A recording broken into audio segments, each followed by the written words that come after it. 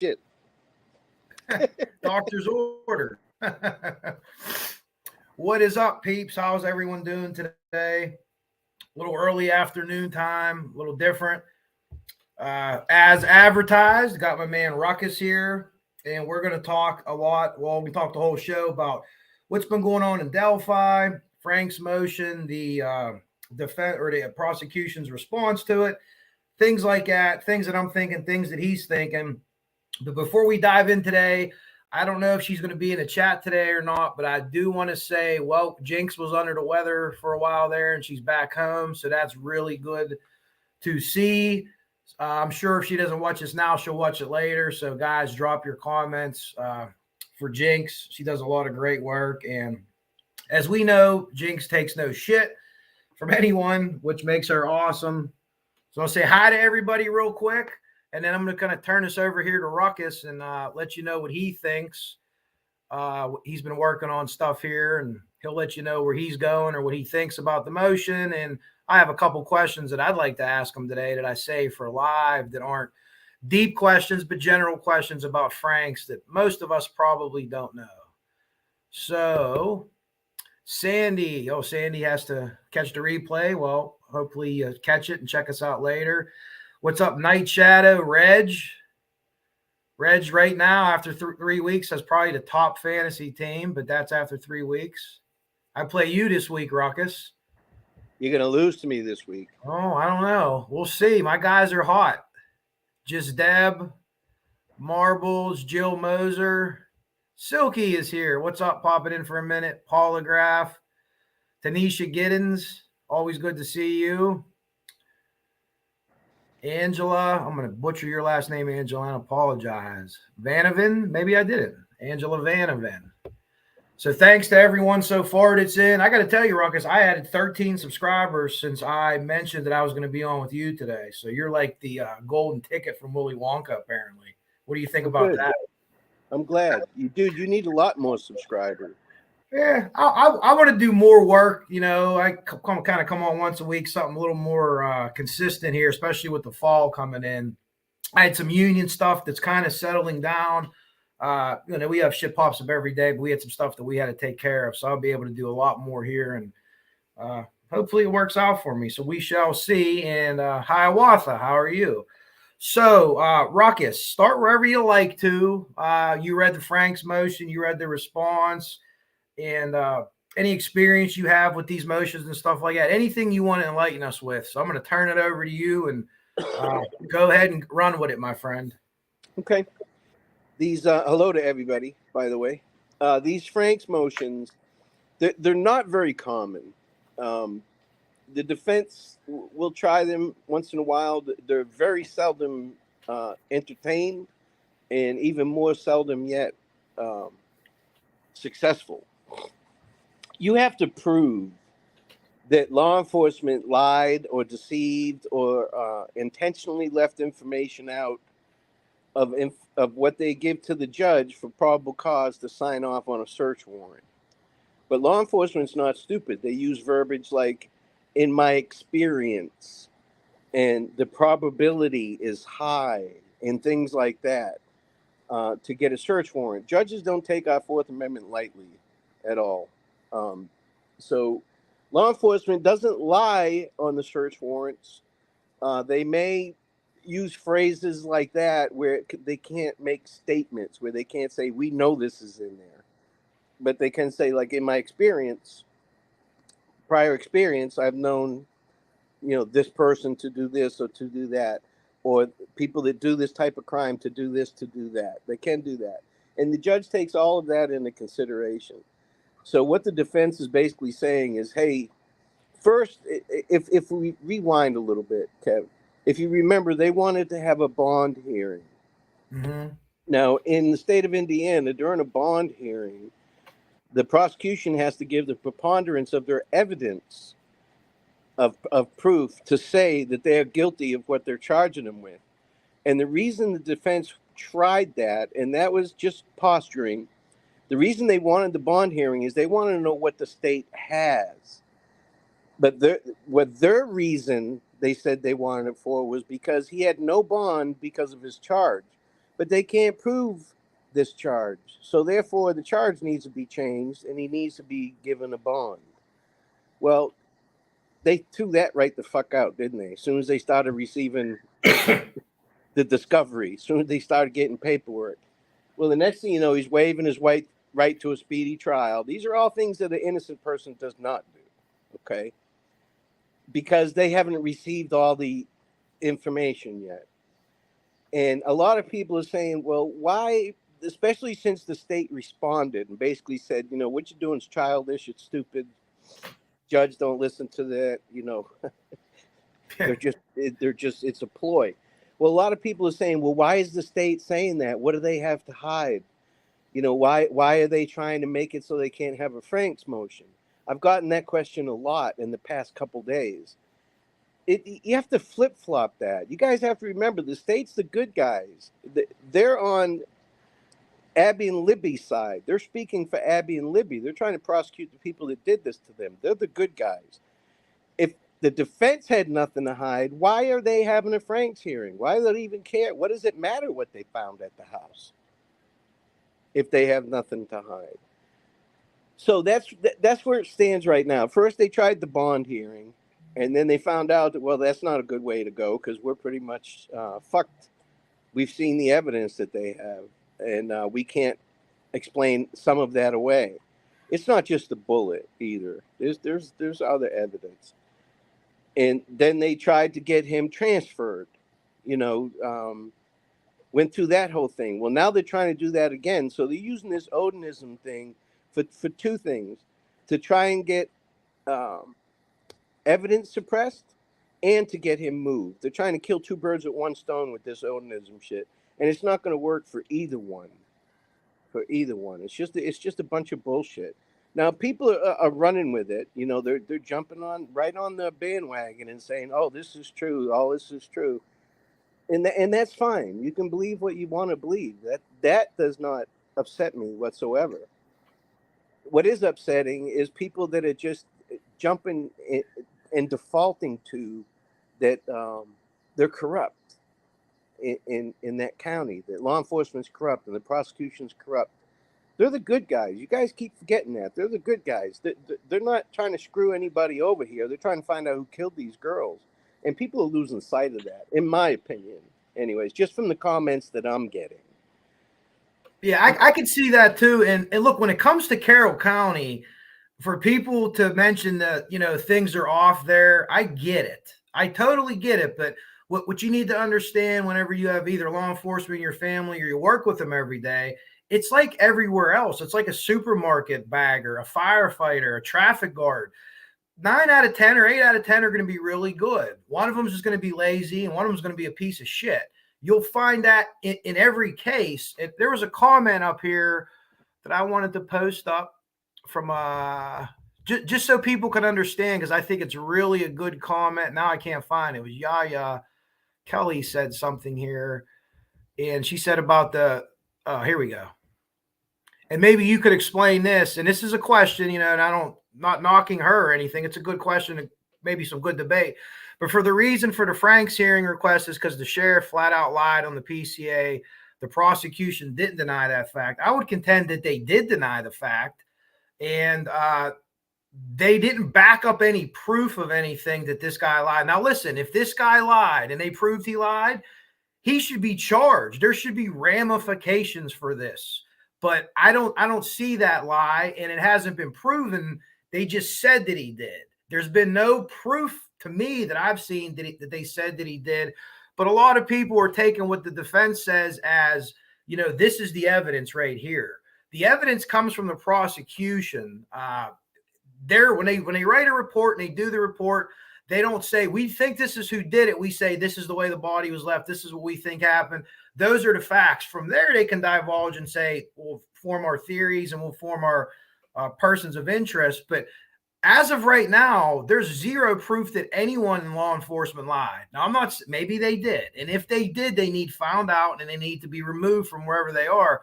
But just because the defense alleges that, a lot of people are taking what the defense put in as an absolute concrete fact, and it just isn't. it isn't lies necessarily, but it's their interpretation of things, right? You think I'm right on that, Ruckus, or am I missing that point? No, I agree with you. But yeah, here you're making a statement. You're saying the request is because the sheriff flat out lied. And then the prosecution did not deny that. Now, until the defense put out this ridiculous Frank's hearing support motion, I didn't hear, and I've seen you around, I haven't seen you once say that they lied about anything on the PCA or anything like that. So the defense is doing their job. They're getting people to believe that shit. Well, I think too, and we talked, and I've talked to a couple other people about this. I think that the reason, if you look at the motion, like 90% of it doesn't matter. Okay. 10% of it is what the judge is going to look at. The rest is kind of hyperbole in a story. They don't have to put that story in there. They wanted that story to get out. They wanted that story to get to YouTube. They wanted to start winning in the court of public opinion. And for a couple of days, at least, they were. Right? They were kicking ass. There was people putting all kind of stuff out. I saw a bunch of different people proclaim, hey, we were right. We were right. Well, no one knows who was right yet. Like even us, we could be way off. This could be all true. And I'm not saying that it isn't. I don't think it's likely. And the way I do like investigations off the psychological thing is you look at the way that the bodies were left or the way you believe they were left and things like that. Sacrificial people don't do this. Not in the daytime, not in the middle of those woods like that. They wouldn't do that, in my opinion, as far as the mode of the killings happened. I don't think that that's the way it's going to happen. Has it happened before? It's happened rarely, and it's really these people on the fringes, and people talk about the fringes, and they're nuts. But I don't think that it's going to happen there. I don't see it. And the Columbo moment with this is, no one saw any of these people there, right? No one saw any of these people. And we could be definitively sure that no one saw Elvis or the other guy that likes to pick up sticks. No one saw any of these people, because if someone saw these people, it would be in that 136 page Frank's motion, would not? Wouldn't they have all the witnesses that saw all these people at the trails be in that Frank's motion? I mean, I would put it in there first and foremost. Absolutely. So they're not there. And what they don't put in that Frank's motion is what screams loudest to me. And we talked about this before. I'm going to turn you loose on this because I said it the other day. And people automatically, and listen, I understand. And God, who did I watch last night? They had a really good point on when information's released. The prosecution releases information. Everyone's like, oh, they're guilty. The defense releases information. Oh, they're innocent. It's a human emotion. You're meant to be swayed by what they're doing. These are intelligent people, these attorneys, and they want to sway us. And that's what they're doing. But at the end of the day, you have to hear all the sides of it. We're not going to hear all the evidence, I don't think, till trial, right? So we might get to trial and I might be like, oh, shit, they don't have anything on Richard Allen. I thought that they would have X, Y, and Z. But the same way people can't be like, he's totally innocent, because you don't know what he has either. We're theorizing. I'm theorizing, but I'm pretty sure with everything that I know and I've learned from backtracking from the bodies to the crime backwards, it doesn't seem to me that multiple people were doing this for an Odinistic ritual. Multiple people involved. We could talk on that. We could go down that path, because I think personally that that's what happened, whether it was before, after, during, whatever. But people are being swayed a lot by this, and they're just running with this like it's total fact. This isn't fact. I don't think they're allowed to lie. Correct me if I'm wrong, but they can look at a picture and interpret it this way. I could take a picture and give it to 100 different people, and each of those people can write their interpretation of that picture, and every single interpretation could be different. They're interpreting what they thought they saw at the crime, and it helps their suspect or their witness or their guy. But at the end of the day, when you read through, we finally get to all the police stuff, there's no prejudice in those reports. We found 2 people. This is how they were, because they didn't know where they were going yet. So they weren't trying to frame anyone, because all the evidence came out before they even had a theory about everybody. You know what I'm saying? No, I agree 100%. And I don't, honestly, the judge, the prosecution, not even the defense, they don't give a fuck what a bunch of YouTubers think. They don't. They'll use whatever they can. And in this case, the defense did use a YouTuber. Yeah. But and that's fine. I talked to Joe the other day. Joe and I really don't agree on anything, but we get along fine. I called him the other day. I agree with you there. I love the guy's passion. That's real. His passion. We disagree on a lot of stuff too, but his passion is real, and I respect that about him a great deal. Yeah, I just can't dislike somebody because they're on YouTube. I don't even know them. I don't know anybody, to be honest with you, on YouTube, except for Steve. I got to spend time with Steve, and I met Purdue and the folks in Delphi at the barbecue and stuff like that. But I really don't know other creators, so that's why I don't talk about them. I don't dislike them or anything like that. But I hope that she does grant this motion. I hope they do have the motion, because yes, if he lied and if they can prove that he lied, well, then they need to throw out that evidence. And if they throw out that evidence, we'll have a trial. If she doesn't grant the motion, or if they lose that motion and all the evidence stays in place, you watch how quick there's a plea agreement after that. Ruckus, now for this hearing, she's going to look at this.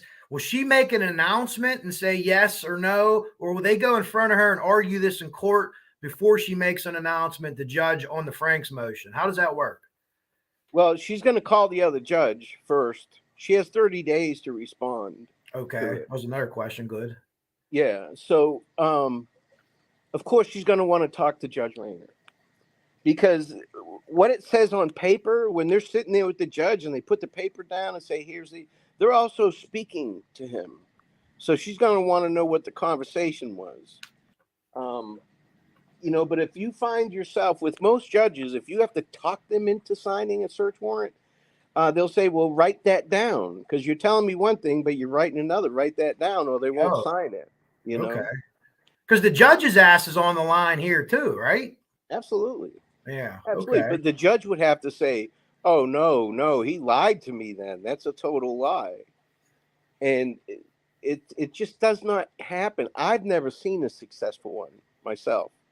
Oh, really? Yeah. I was going to ask you, how often do you think when these motions are made, and I looked it up online, couldn't find it, but would you guess a percentage of Frank's motions that are applied for? How many are sustained? There's like 10%, 20%, or? There's a few things that can happen. She can throw out all the evidence found during that search warrant, or she can throw out some of the evidence found during the search warrant.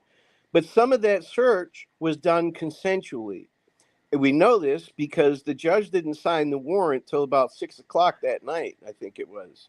Would you explain that too a little bit? Because I saw a lot of people with that, and I was one of them too, that read the time and then when they were at the house. Explain how how you think that probably played out. They acknowledged you could search the home, and then the warrant and that, if you don't mind, Ruck. Yeah, well, that day, Kathy and Richard Allen both went in for interviews. They may have given consent during one of those interviews, either one of them. And law enforcement was there hours before the judge signed the search warrant, so it had to be consensual. Now, I'm going to go out on a limb and say they had that signed during one of the interviews, but nobody's mentioned that at all in either the defense's motion or the prosecutor's answer to that motion. That hasn't been mentioned at all. So, yeah, I found that a little bit odd. But when I talked to you about it, I didn't know if that was like a timing thing, and like a lot of these motions from the defense and the prosecution have all kind of errors in it. The defense, the Franks motion, when you heard, I think it's Major Click, the police officer, they said there was 3 police officers that believed in Odinism. He refuted it. He was on the murder sheet, and he said that the 2 other police officers that I think I can't remember the name of the town, they were assigned to that town, but they actually weren't. The process or the defense didn't even have their titles right. But there's like a lot of this is this common in all law, where there's all these typos, whether it's from the prosecution or the defense? And I understand that. I thought at first that they screwed something very little up, that could screw up the whole document, but it doesn't, as long as it doesn't change the narrative or the meaning. But you know what I'm talking about with that Major Click? The Yeah, guy yeah. that now says, One of the officers was from Terre Haute, and the other one was from ISP. yeah, they said he was from somewhere else, but he wasn't. But they were assigned to the FBI Joint Terrorism Task Force. correct. Could you explain how that could play into this? Like, why were they getting them, or was that just random people that they pulled? Maybe this was a bomb guy, a terrorism guy, and a child predator guy, and we'll put them together. Could you explain how that works? Yeah, they'll use task force all the time. DEA has task force in every state. The FBI does. And what they do, for instance, in Florida, my son actually worked for the DEA task force. They take one deputy that works in vice and narcotics from each county, and they go to work inside the DEA office. And they still get paid by their county. The DEA just pays their overtime. Well, it's the same thing with the FBI. They'll pull detectives from each division, from different sections, detectives, and work in the task force. So if there's if the one of the counties has a crime that they need specialization with, they need experts and stuff like that, they'll go to these task force to look at things. So that tells me that they did look into this whole Odin thing. And Click even said that no one in law enforcement, he just didn't say, we don't believe. He said no one in law enforcement believes this is a ritualistic killing. Yeah. At some point here before we leave, I have a couple of videos we'll play, or maybe you'll be here, maybe not, depending on how long you could stay, but where John Kelly explains that. And what they said in that motion was the FBI profilers believed. No, they didn't. They didn't say that anywhere. They didn't believe it was Odinistic. And if you look at the Miss Robertson, Agent Robertson wrote in the Ron Logan warrant, who was also not mentioned in the document. We'll get to that in a minute. But it was a staging. So staging, guys, and we go back and forth. I talked to all kind of people about this. Staging is to make the scene to throw off law enforcement.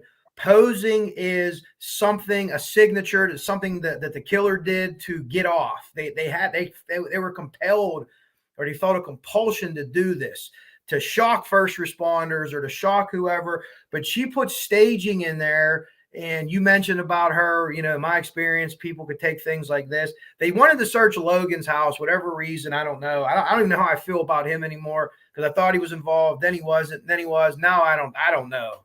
But they did not think, let me be clear, and I'll play this in the John Kelly video and many other people.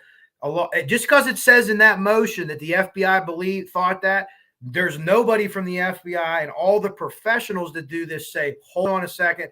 There is no FBI agent that's going to go out on a limb and say this was Odinist and then it not be, because their reputation will be for shit, because it all goes back to the satanic panic that happened. Been there, done it. The 80s and 90s. They tried to find, John Douglas and those guys tried to find a case where a cult sacrificed someone.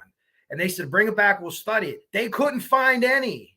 This is all in the FBI files. They couldn't find any. So when you get something like this and you're going like a ritual sacrifice, unless they know 100% for sure, and many of the profilers have spelled this out, they're not going to jump on this. So in my opinion, from what everybody's saying, not officially, the FBI, and as far as I know, didn't officially say we don't believe this was it, but all the people that have worked for them, Jim Clemente, they said there's no way they thought this was an Odin sacrifice, and they never said that.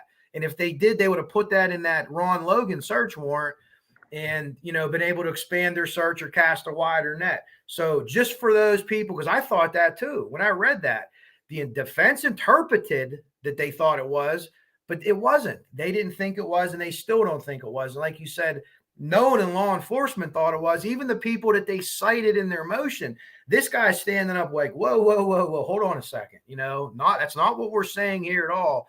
So I think it's important for people to know that too, going in, and then make your decision off of that. Because I think a lot of what the FBI and the behavioral science unit do, obviously you guys know that. Anyone that watches me know that.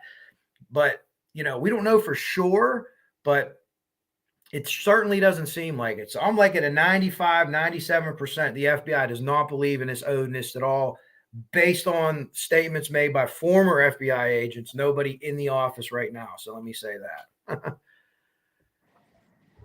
No, dude, this whole thing's a hot mess right now. Oh, it is. It is. And if people, have, if people want to point fingers at law enforcement, and I don't think they handled this publicly at all, right? Publicly, I'm not sure what they were doing or what they were thinking, but publicly, I think it was kind of a mess. All the way from telling people, "Oh, your kids are safe," so I could see the fault in all of that. I could see it. But what I don't believe is there's an Odinistic pagan conspiracy with jail guards and police officers and people who are wearing patches. You understand that the guys in jail pretty much, and jail guards, you could speak to this, Ruckus. You're probably on camera 24/7. So how easy would it be for the defense to get a video of someone with a paganistic symbol on their jail uniform? Yet we don't have any, right? Because there is none. I was talking to you today, guys. We're not even like supposed to wear, like, if you have like a religious cross or a Star of David or whatever you believe in, you're not technically supposed to wear it to work. No one will bust your balls. They'll say to tuck it in because that's a religious thing. But cops and firemen, I know that for sure. You can't put anything on your uniform, especially religious. A guy one time wore a blood donor pin, and he got all kind of shit from our deputies for it. They're like, you can't wear a blood donor pin on your uniform. I don't know why he did it, but that's specific. So no one's going to get fired to wear some triangles on their shirt. You know what I mean? And again, where were these people? No one saw any of them. No one saw any of these people here. So when you propose a theory, at least to me, there's no evidence. That there's a lot of smoke, but there's no fire with this Odinistic thing. And that's my 2 cents on it. I don't have any inside info. What I read, what I know from like reverse engineering a crime scene, and that's it. But is there anything else that we wanted to talk about, or do you wanted to talk about the Franks, the motion itself, and how it was written, or anything like that, or anything that I forgot, Rock? I've never seen anything like that in my life. I've heard a bunch of lawyers say that they haven't seen anything that long or that crazy.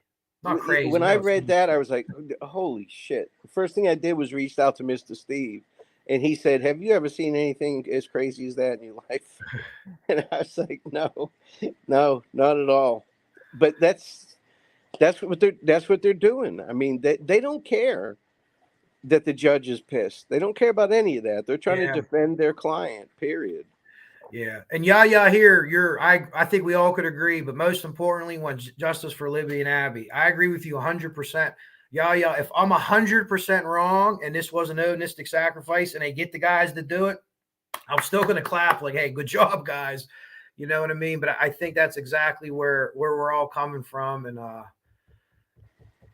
what else? We talked about something else. Hold on a second. Oh, my opinion. This is my opinion only, guys.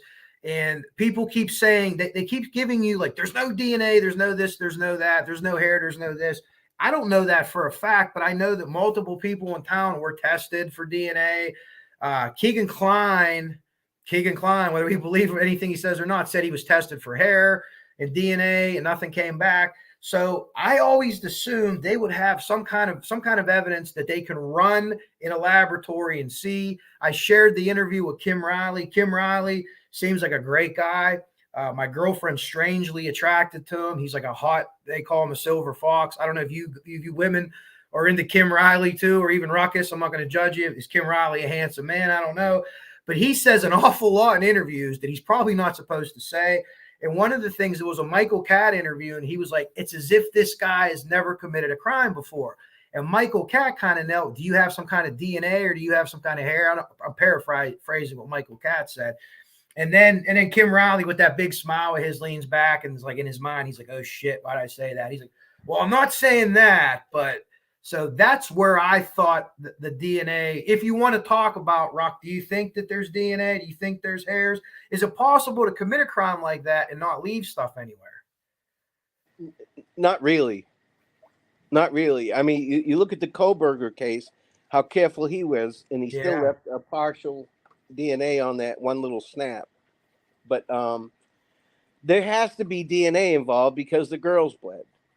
So their DNA, if nothing else, is there. And contaminated DNA may contain or may not contain other DNA where it's contaminated enough where they cannot get a full profile out of it, but they know it was a male or two males or what have you. And that'll come out.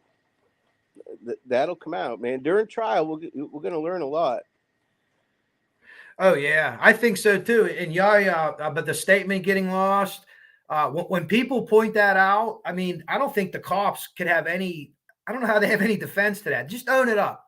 Hey, listen, man, we had a lot of shit going on. We had a lot of suspects, and you know what? We fucking punted this one around the house for a couple of days or a couple of years, as it was. So I get that. And Dolan's taking a beating, whether he's the guy or not, or whatever happened with all that, I don't know, but it's a valid criticism. But just because these guys screwed something up, or a couple of these guys didn't handle this appropriately, and I'm tough on the way they handled it publicly. I don't see a conspiracy with a bunch of Odinistic officers. They're going to lie. You know what I mean? Because you could fix so much, but if there's a bunch of Odinist police officers that are covering up killing people, you're not covered by Carroll County. You're not covered by the state of Indiana, because that's when the federal government would come in, and you're not fixing them. They're not doing jobs. They're not, I'm all for a good government conspiracy, but when little kids get murdered, I just don't see how you're going to have all these people that are going to carry this and perpetuate this out. And there's no evidence of it. There's none. I mean, to me, I read through that document and there's zero. Did Holder, was he at work? They said he was at work. They said the police vetted him out. I looked up Elvis, and I only looked at a couple videos. To me, Elvis, I kind of feel bad for the guy. I think that maybe he was used and abused by guys that maybe were bad. I noticed a tattoo on his arm. I can't really see what it is. It looks to me like he had some kind of trauma, mental head trauma, and he's just kind of like, living his best life. Could he have said he spit on the girls? Yeah. Could have his sister under lie detector said that? Yeah, because he told her that. But I just don't think I could see someone putting that in his head, because the guy's, no offense to him, but he's just not, he's not all up there. And I don't know if that was the way he was born or if it was something else. But these guys, these bumbling idiots that they put together, no offense, they're not launching any criminal conspiracy. I mean, come on. Did you see the people that they picked out? It was like a ragtag group of like boxcar willies almost. And no offense to them. And here's a question for you, Ruckus. Multiple people asked me that. Could Brad Holder and those guys sue the attorneys for what was in this document? Absolutely. So this, just because it's a court filing, they could sue if they choose to. Absolutely. Okay.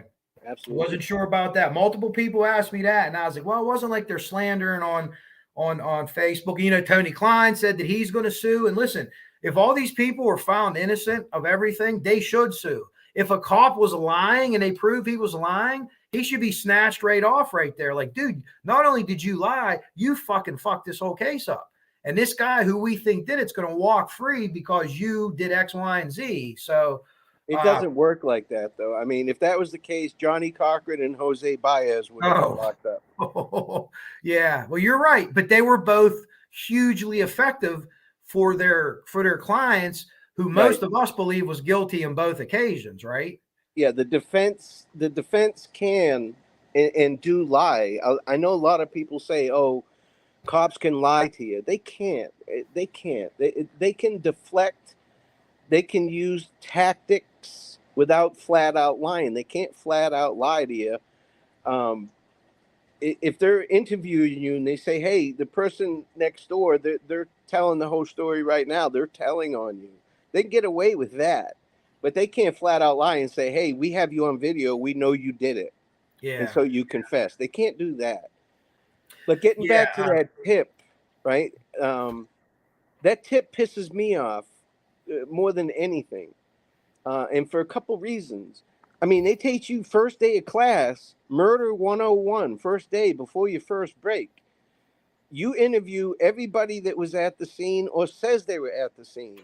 That's day one.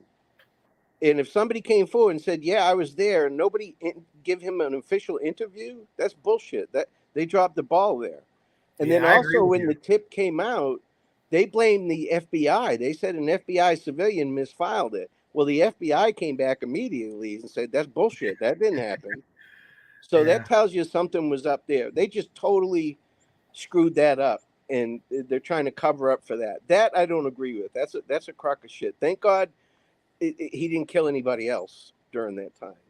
Oh, I agree with you there for sure. Yeah. So when people say that about the tip, just so you guys know, because I know Ruckus sometimes gets like a bad rap. Whatever the cops do are good. No, he's also pissed about how that tip, whatever happened. Here, like you said, there's a guy that's here, and there's some consternation of whenever he admitted to what he had on. He did admit to them what he wore that day, and it was what Bridge Guy had on.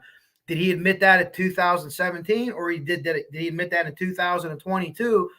I don't think it would have mattered, right? Because they weren't looking at him they were looking at him as a witness, not as a suspect.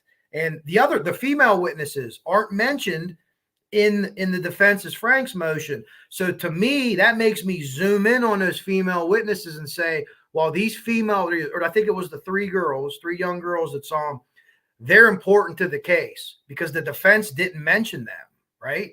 Why didn't they mention that one girl said he had this on, one girl said he had no mention of it. No mention of Ron Logan, who the FBI early on thought that he did it, or at least thought that he was involved, wrote a search warrant and got into his home.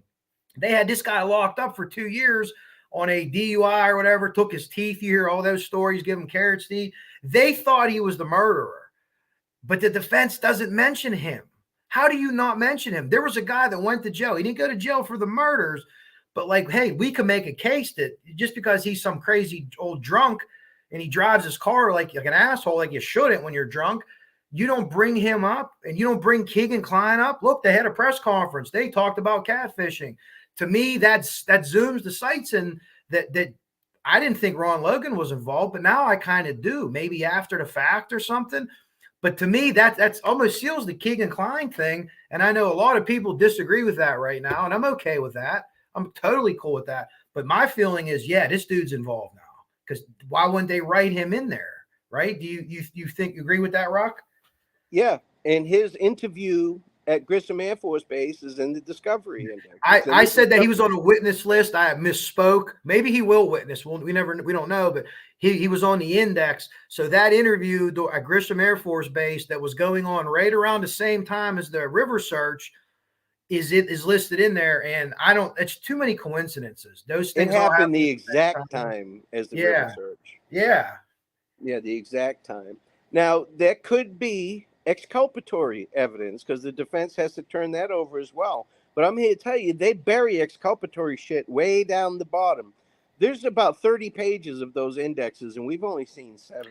Yeah, that's wild. Explain that, Ruckus. So how many pages can that actually ripple out to if you had a guess? I know it's impossible to guess, but explain that, what you explained to me before, 30 pages of that index. Yeah, now when you get that index in a digital form like that, it's like a file cabinet. Now, some of those lines, whoever put these indexes out, okay, made them black and white. The ones that they have, some of them are blue. They're hyperlinks where you can click on them and open it up, and it'll give you all the documentation, any comments, any pictures, any shit like that. So one page of index could be literally thousands of pages of evidence. So we haven't seen any of that. We don't know what any of that is yet. And you have to keep in mind that what the defense put out for this Frank's motion, everybody is saying, well, they're not making it up. That's exactly what they got from the state. No, it's not. They've taken what they got from the state, and the state did look at Holder and at Elvis Fields and all those people. So they took that, well, that's our best option, right, and ran with it. They had almost 2 pages of what arm went into what garment when on the girls' post-mortem. And I know that that's not in the damn Discovery. The prosecution did not send that information to them. They're just twisting this story around, and they're doing their job. I'm not upset with them at all. Yeah. If I ever get put in the same spot, I would love to have them as my attorneys. I agree. I agree. But it won't change facts. And I've said this a million times, guys. Now, unfortunately, the facts don't matter. It's all smoke and mirrors, presentation, sleight of hand. Hand is quicker than the eye. Look at the OJ and the Casey Anthony case. Facts don't matter at this point. But what the defense is trying to do is get as many facts taken out of the equation as possible to make their job of blowing smoke up everybody's ass easier. But there's definitely evidence that they cannot explain away, and it's not that bullet. There's something else that they want suppressed because they know they're fucked if a jury sees that. They can't explain it away. It ties him to this incident. Yeah, Frosty put it in Rushville was the town I was thinking that they said that those cops worked for. Terre Haute. Terre Haute's the home of Larry Bird, right? Have I got that wrong? No, French Lick. Oh, listen. Let me tell you how I mixed that up. Terre Haute was from where Woody Boyd from Cheers was from. Right. Okay. And he had a beef with Larry Bird. They always made fun of him because people from Terre Haute would make fun of people from French Lick. So that's how I confused the two. Does that even make sense to you? You're a boss, all right? Larry Bird was the hick from French Lick. French Lick, I know that now. Terre Haute, that's where Woody from Cheers. That was one of my favorite shows. My dog's middle name is Tiberius because that was Woody Boyd's middle name. Just a quick fact about Coach Kev. Oh, that's funny. Woodrow Tiberius Boyd. Yeah, Rushville. Yeah. We're all with you here. We could totally disagree on any of the stuff. She posted something before, but still like people. That's what I'm all about. I know Ruckus is like that too. As long as people are respectful to each other and then there's people that I talked before to other people about, some channels that I watch that are, they're good. They do really good videos, but it's like the police are wrong in every single case. The police ain't wrong in every single case. You could call them out. I'll call them out, but it's got to be case by case basis. So just beware of people where every time that even pro police people, oh, that guy deserved to, don't listen to them either. Or don't listen to people. Every case that comes up, oh, the police staged this, they did this, they have this big thing working. And it just isn't the case. I think what happened here was they didn't get their hands around this quick enough early. And these rumors started spiraling out of control. There was no checkpoints for any of these rumors. So what you're hearing now, and people are considering themselves, we were right. Look, because rumors that they heard early on are coming back up, but they're still rumors, right? And the defense has heard all this stuff, and they're talking to people, and multiple YouTubers are reaching out to them, to the defense, because they believe Richard Allen is innocent, and that's fine and that's well. But at the end of the day, if when they drop the bombs that I think they're going to drop, I just wonder what those people are going to do then. Like, you're there, and as long as you're coming from the heart, you can make mistakes. But if you try to get this guy out of jail, and now, we're going to get pounded with this evidence and he's found guilty, do you step back and say, hey, you know what, I was wrong? Or are these people going to continue to push on? Oh, it's fixed. They're shoving it down his throat. I think the latter for most of them. I think they're going to, no matter what, even if Allen is tried, even if he admits it, they're still going to say, no, there was some conspiracy. I don't think they're ever going to back off of their thing, and they'll move on to the next case and do the same thing. If this is an Odinistic conspiracy, I promise I'll come on here and be like, I got this way wrong. But at the end of the day, they got the guys that did it, and they're rotting in hell. Well, they will be rotting in hell for what they did here. And, one thing for people that are entertaining, and I just don't want to see people mislead people. We're saying this is a fact and this is a fact and this. We really don't have any. All this is guesstimates. We could talk. Ruckus could talk from his experience with jail stuff, with the way that the courts run. There's a lot of good attorneys on, and everyone that I've watched has laughed this out of the room. They think it's fantastic fiction, and I'm not an attorney, so the people that I go to and lean on, this is kind of like, this is unbelievable. And then you get within the Delphi community, and there's a large segment of people, maybe even more than half, that are like, oh yeah, this is what's going on. We knew this was happening. So it's just it's an odd situation. It's like the Delphi is almost like a vacuum, and there's people within that, live in that universe, and then there's everyone else outside of it. So, but I don't want to discourage anyone or talk down on anybody or anything like that. There's a lot of creators that have a lot of emotion and a lot of good heart in them. And just because we disagree doesn't mean we can't be cool. So I don't want people to think that. But for me personally, this is all concocted. And this is a Hail Mary that's so bad, it tells me that I think, in my opinion, and I'm not a law dog by any means, they got a ton of shit on Allen. If they're concocting this much shit, and you know what I mean? And there's no evidence. If they had evidence, they would have put it in there. Hey, our guy didn't do it because he was here at the time. No, he was at the scene. And in the hours, well, maybe it was this hour. Maybe it was that. Maybe it was a Dodge Comet. Maybe it was the fucking Munster car, it's all being thrown out there, and I don't know if it really matters, because when the rubber meets the road, if they do have more evidence, like I think they do, and I don't know what they have, I just think that they do, it's going to be ball game for Ricky and whoever else is involved, whether they did the murder, whether they helped set it up, whether they cleaned up, whatever happened, because I don't even know about that yet. So they have enough evidence to convict him. There's no doubt in my mind about that. Because we just needed the kidnapping, right?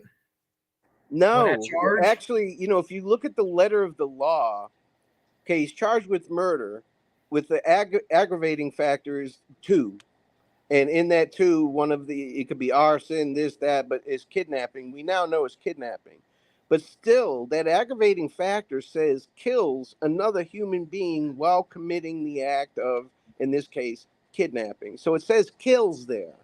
So it's not just, they don't just have to charge him with kidnapping, but the way they've charged him is they've let everybody know that, they know for a fact that whether or not he killed them, they were going to be kidnapped. Mm-hmm. So they're not leaving any room. They've made it harder on themselves, not easier on themselves. People think, they just have to prove kidnapping. No, this is a murder charge.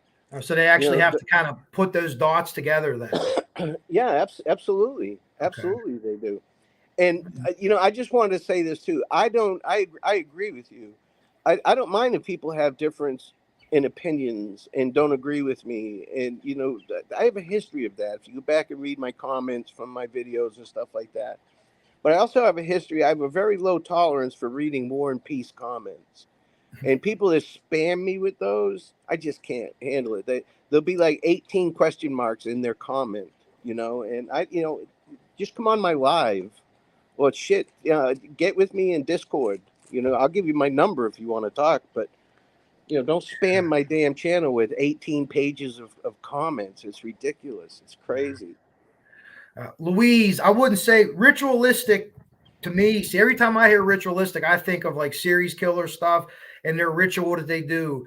Ritualistic sacrifice, from what I can gain, and I haven't seen any FBI official like memo like they put out, like you said before. We didn't fuck the tip up. That wasn't their official memo that they put out, but they were quick with that one.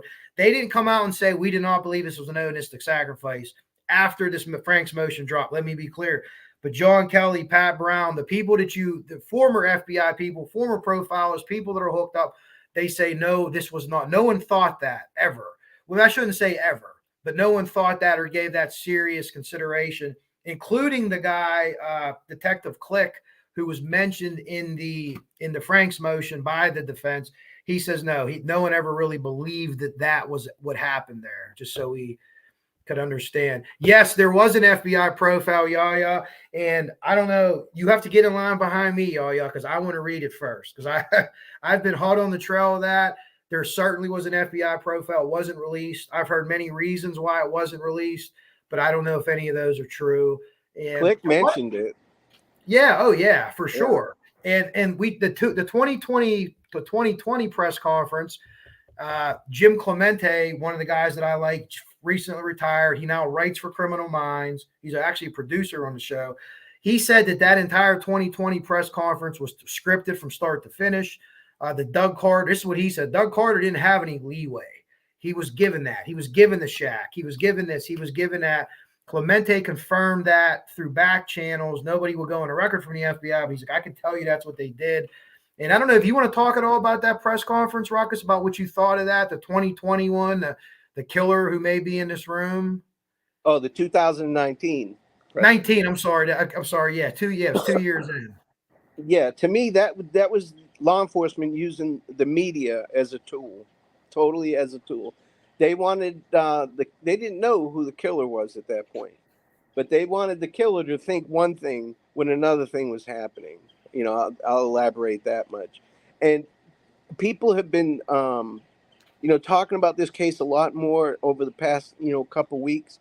And I'm not a psychic. I don't have a crystal ball. I put up that little 2.5-minute video that people lost their fucking minds about, that there's a storm getting ready to come. And why is that? Am I better than anybody else? No. The defense is willing to release information to anybody anybody. And that's what they're doing. And I caught wind of all that shit, and I knew all of this shit was coming. But I also knew it was bullshit. And I also know that there's other people involved in this that are going to come to light here pretty soon. So it's because of the defense releasing information. If you go around and watch, you put your finger on the pulse of YouTube right now, everything that everybody's talking about is information that has been released by the defense. They're using this, the media, as a tool, just like law enforcement is. Yeah. I think they're using them well. Sure. The defense. Absolutely. Yeah. Do you want, I don't know if you want to get in depth or not, but a couple of people asked me actually on my, whenever I shared that you were going to be on today, and I don't know how in depth you want to get it all, but a lot of people want to know, what do you think as far as multiple people? You don't have to name any names or anything that you want to say as far as multiple people involved in the crime. If you want to answer your opinion on that stance, because like I said, 3 or 4 different people asked me, and I was like, I think he'll address it during today's live. So yeah, there are more people involved. There's definitely more people involved. And you get one shot. You get one shot only. You have to cross your T's, dot your I's. And, they got on to Richard Allen a lot before October. They were on to him months before that. But it took that long to put things together where they could say, okay, we got him. Well, these other folks, they're doing the same thing. You get one shot. If you don't get them, they walk. So, they're putting shit together, and you watch. When this Frank's hearing gets shot down by the judge, even if she doesn't shoot it down, and all the evidence stays in play, you watch how quick other names come up and a plea deal gets made. Oh, wow. Do you think that so then part of that plea deal, do you think Allen will be snitching on his friends, or? He's already told his attorneys. His attorneys know the whole thing. To me, him confessing to his wife was planned as well. That they're using that. Oh, really? As part of their strategy. Yeah, absolutely. Oh, wow. I never considered that. That's a good point. Wow. Yeah, okay. dude, he knows it's being recorded. She knows it's being recorded.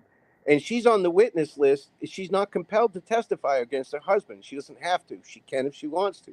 But they have her on the witness list because they're going to call her in and say, hey, was that you that answered the phone? Yes. Did you listen to the recording saying it was going to be recording? Yes. So that was you talking to Richard Allen that we're about to play. That is your voice. Yes. Okay, thank you. Have a good day. That's all they need her for. Well,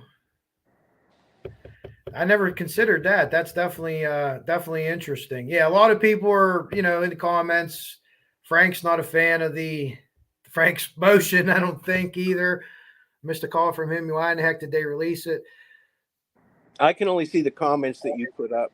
Oh, okay, yeah. Why in the heck didn't they release? I'm not sure what she talks about. Be good info. Oh, she's talking about the profile. The profile. They don't always get released, and I don't know why. I just did a special on the Atlanta serial killer, and that profile was never actually released officially, although the Atlanta Journal-Constitution got their hands on it, and that was 40 years ago. In the Frank's motion, like I said, this whole Frank's motion, that whole bullshit document that they put out, it's what they omitted. That's strange. Yeah, Miranda Lee has this in the Frank's motion. That's what I was talking about before. I'm telling you that the FBI people are telling me and telling anyone that wants to listen that that is false. They never believed that it was a Odinistic cult killing. That was interpretation taken by the defense because they probably have the profile. They probably have the crime scene notes that everyone wrote and said, well, we need to look in to make sure this isn't X, Y, and Z. There's a rumor that someone ran info to Becky Patty about this, and this was a couple weeks after the murders. They went to her, and then they went and picked trees up. I don't know if that's right or not. It doesn't sound right to me, but maybe it would. Maybe it is how that happened. I don't know. But what do you think about them running back and getting trees, and do you think that's what they actually did? I don't know. I don't know whether they took the trees or branches or logs or whatever they are. I don't know. I have no idea. It's all speculation at this point. Yeah, some people are saying that's a mortal fact that afterwards they went back and got the branches or whatever. But I don't know. I mean, I would hope that you would take them anyway. But if they didn't take them, my thought was maybe someone threw a bunch of stuff on them, including leaves. The leaves blew off overnight. And if you look at the two pictures, the one that Court TV has and one that Barbara McDonald put out, she said from police, whether you like her or not, I don't think she's going to be out there lying. She has a reputation to uphold. It don't look like anything like the same. We haven't seen the crime scene photos. Maybe we never want to see them, but the jury needs to see them, and they need to be able to say, here's the crime scene photo, and here's what the defense said.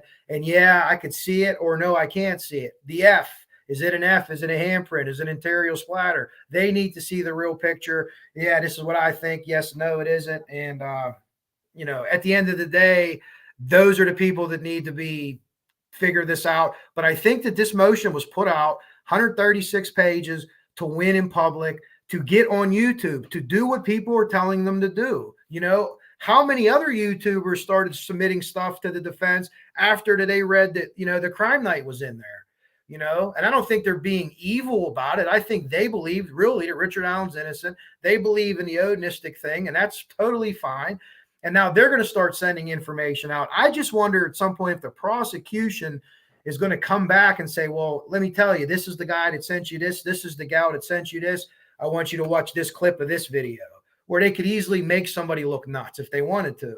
So I just wonder how closely that's going to get involved or not get involved, or if the prosecution will just totally ignore YouTube altogether and say, we don't care. I think they're going to totally ignore it altogether. They don't care. It has nothing to do. YouTube was not involved with this case. Yeah. Listen, in 5.5 years, not one YouTuber mentioned Richard Allen, and some people were talking about a bullet, but they didn't know that there was a bullet that tied Allen to the case.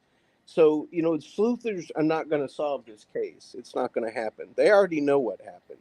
Law enforcement is done with Richard Allen.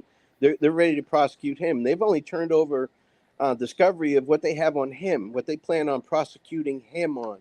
That's why they charged him the way they did, so that they don't have to bring others in and disclose it until they're ready, until they have that information down pat and they're ready to go. Do you think that did you find it odd at all that they didn't try to arrest everyone first? Like if multiple people were involved, like I believe too, they didn't try to arrest everyone first? Or do you think after the Richard Allen interview, like the defense stated, they're worried that he's going to start destroying stuff, so they had to kind of like spring their trap then, as opposed to waiting and rounding everyone up at one time? What do you think about that? Well, they were on to him, and he didn't know it until the 13th of October. And then, once they interviewed him, they executed that search warrant, and then they arrested him like 10 days later. Now, a lot of people are upset with that. Well, what if he went and killed somebody? Well, this is America. You have to have your T's crossed and your I's dotted. You have to. They had to wait for shit to come back from the lab to verify, not just the ballistics, other things as well. They had to put evidence that they've already had since 2015 and tie it into things that they got from him and from his statements and from his wife's statements and from other people that are involved statements. So, and there's a good reason, like Kev said, that they didn't mention the girls. They didn't mention Ron Logan. They didn't mention the Kleins. They don't want to mention anything that ties their client to this case. They're trying to deflect everything away from their client, which is what they're supposed to do. And yes, the prosecutor, Robert Ives, did say that, they had non-secular clues. He tried to say that he didn't, but he did. That interview was already out. They retracted it in a newspaper, the non-secular part. But yeah, he definitely said that. And basically, because I didn't know what non-secular meant when I first read it, religious, right? Basically is the easiest way to describe non-secular. Would you say religious or? Yes. Mm-hmm. Yeah, I don't know why he just didn't say religious, but yeah, I didn't know what that meant either. So he mentioned multiple different signatures too. And he's a prosecutor. I'm not saying that he shouldn't maybe, but he's not a criminal profiler. He's not a murder police.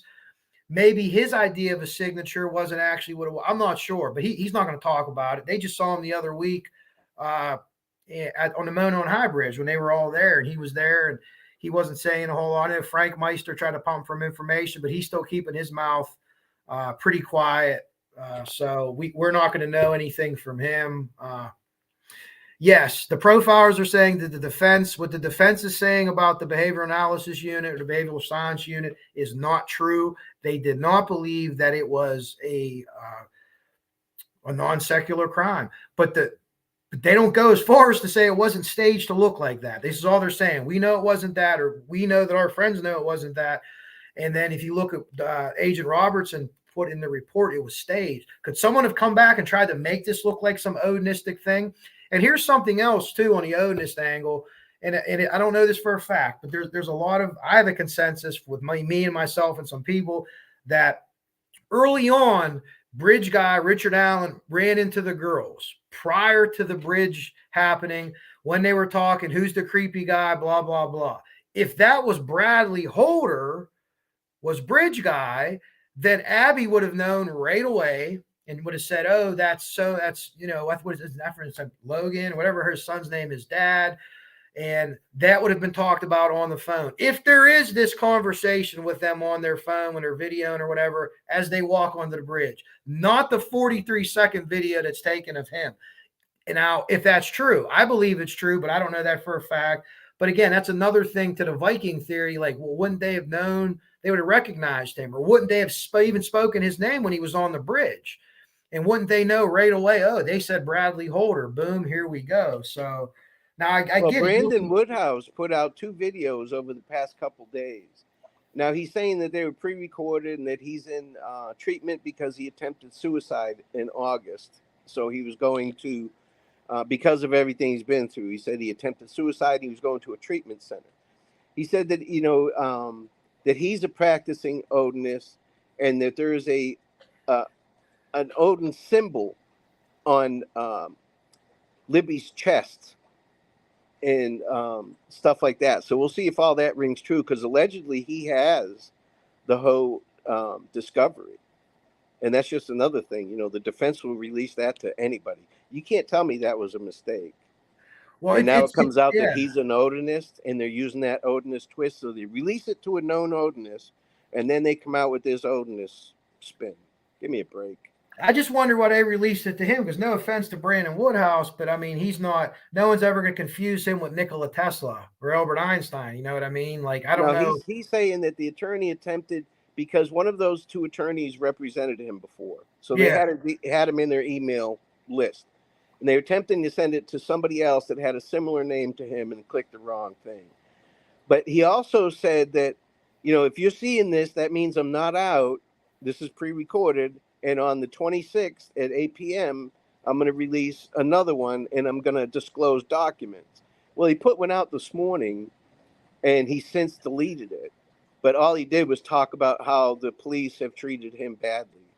That he didn't say anything about documentation or anything like that. He talked shit about McClellan again and all that. So, but he deleted it. He since deleted it. I'm glad I watched it. Yeah, when he first came out, it was a bizarre situation. Then I hear him talking, and I couldn't understand. I'm like, why would they send this to him? Like, why? You know, why would you have?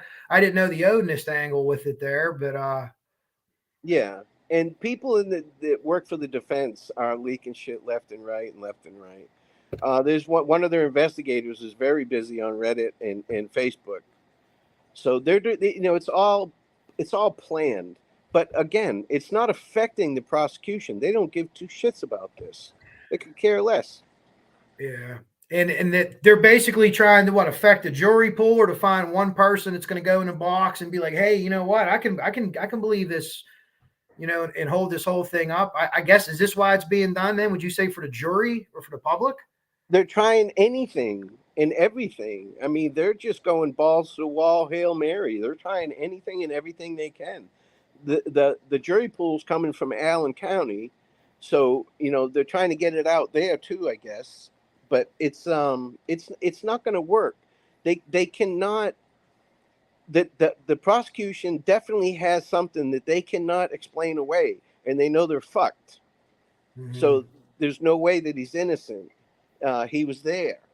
So they're trying to get that thrown out. And if that doesn't work, they want to plant all this other shit in hopes that somebody is going to see it and, you know, be swayed one way or another. You and I both seen our own subscribers been swayed already by this. They're doing a very good job. They're doing a very, very good job. Yeah. Oh, yeah. And again, I don't find fault with anyone that believes in this.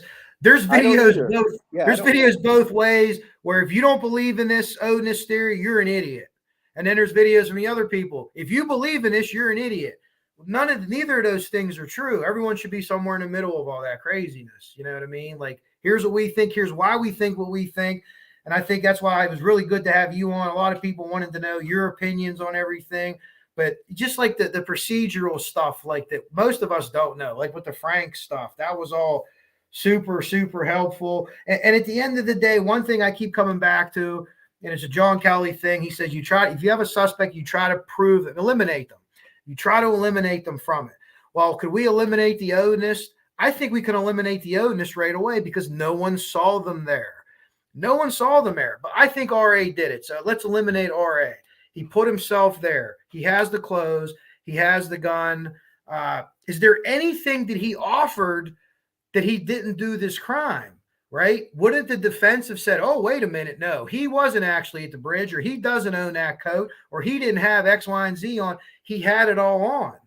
Like, he had all of it on. So until there's something that they can put out there to me that says he couldn't have done this crime because of X, Y, and Z, and I don't, people say one person could not have committed this crime. One person could have committed this crime. Whether it's likely or not, I don't know. I mean, just committing the actual crime. It could have been committed by one person. Could all the other shit have happened with someone else? Sure. Could it have happened with one person? Maybe. But the crime itself could have been committed by one, and then all the other, whatever happens after. And the conjecture, and there's no blood on Abby.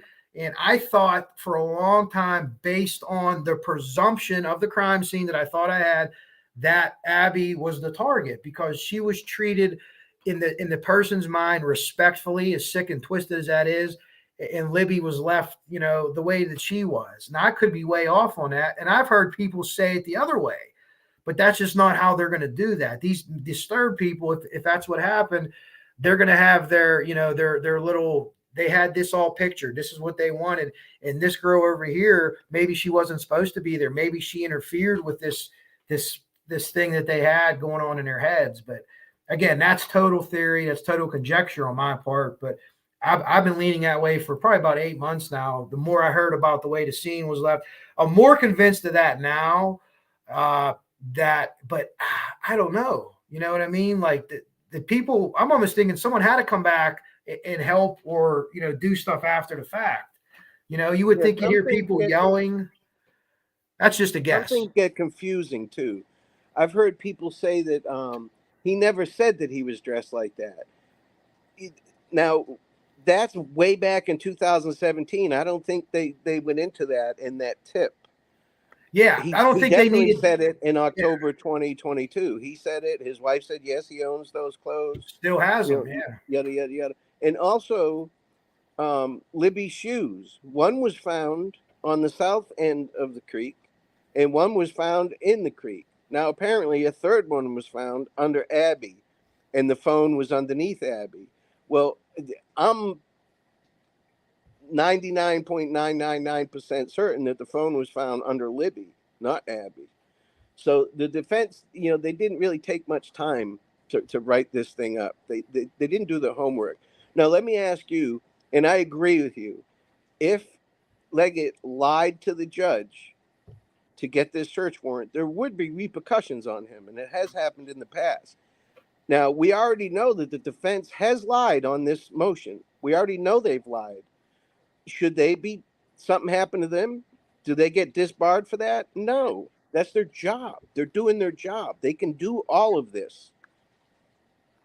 I agree with you totally there. And if people, like, anytime, like, it seems like someone puts out a statement, an attorney, everyone takes it as total fact. And they need to understand that the prosecutions has a lot more, I guess you would say, they got to fit their shit in a smaller box than the defense does. Defense can kind of lob stuff in this big box, but the prosecution's got to be neat and tidy, because if any of their stuff is wrong, people walk free, right? Is that a good analogy, would you say? Like, explaining that? If mistakes get made like that, yes, people walk free. Yeah. Even if they're honest mistakes. Yeah. What we're seeing now is the judicial system in motion. This is how it works. This is the back and forth that people never get to see. This happens on almost every case. So this kind of shit goes on constantly, the back and forth. That's their job. That's what they all get paid for. It's actually like a circus, to be honest with you. Yeah. Well, David Gray doesn't think there's any evidence, and that's fine. I think that there's a lot already, but I think there's a lot more to come. So I would just ask you, David, to hold on and wait to see the rest. But there is evidence. We would have to disagree on that. There's evidence already. Yeah, the alibi, the guy working, the Holder guy. And believe me, I went right to Brad Holder's Facebook page like all you did. And I looked at the pictures and I'm like, man, he got one of them hats. He's making these faces. He looks scary and crazy. Like, I get it. So I get why the defense picked this guy. You know, I can see the defense attorney. He's like, oh, Jimmy, look at this. This fucking guy is perfect. Look at his picture. And there's a picture of him like a grizzly bear. He's cutting, runes up and things like that. And I get it. You know what I mean? That they're very good at what they do. But at the end of the day, people, whatever you decide, even if you totally disagree with me, hey, this is what I base my thoughts on and my decision on. I'm cool. We're cool as long as we can be all right with each other. We're not going to be people jumping on each other. You're not stupid if you don't think what I think. I don't think that you're stupid. Exactly. I don't think that I'm stupid because you don't think what you think, and we're cool. And I think that that's what's going on in our chat here for the most part too. I haven't been able to read the chat, so just what you put up. Here and here. Bossy's in here. I just knocked off Bossy this past week in fantasy football. You can be a juror. Jurors still know about the case. You have to be unbiased opinion. Yeah, I think that that's exactly what they're doing. I really do. And you know what, too? If the defense had a smoking gun, that, listen, we know Richard Allen didn't do this because of X, Y, and Z. They would have showed it already. They wouldn't be going through all this. If a YouTuber that you like is telling you, I know that Richard Allen's innocent, I have evidence, okay. Did he show it to you? Did she show it to you? No. Then they don't have it. Because I know one thing. If I had evidence like against the floor fire, I'd turn it into the cops. And then I would come right to you guys and be like, aha, here's the son of a bitch that did this. You know what I mean? And here we go with it. But you're not seeing that anywhere. So we all do the same thing. All kind of conjecturing, and this is what we think. But it's great to have people like Ruckus who have been a part of the legal system, seen people in jail. You were great when they were talking. Remember, oh, he's losing his mind. He's crazy. What happened to that now? Huh? Where's that at? Exactly. That's gone because it was bullshit. And most people were able to call that. The guy has a clean, chin strap beard. We call that a chin strap beard. His nails are nice. They're not cut up. There's no scratches on him. He's, so we moved on to the next thing and the next thing and the next thing. And I think you're right. They're just kind of throwing shit at the wall. And when this doesn't work, when they probably have plan E. Plan E's, we're going to say this. Plan F, we're going to say that. And that's what good attorneys do. They better. Yeah, they better. That's their job. They better do it.